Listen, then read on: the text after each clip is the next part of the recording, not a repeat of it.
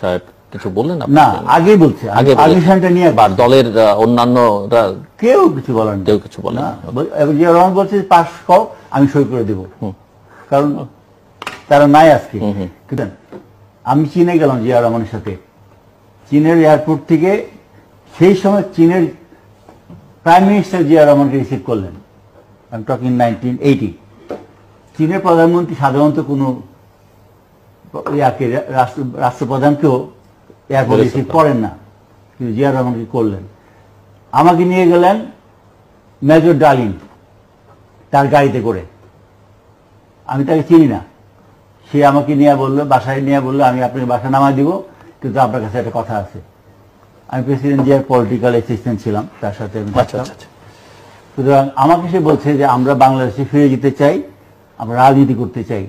আমি বললাম, জান আমাকে কেন বলছেন? বলে আমার বাবা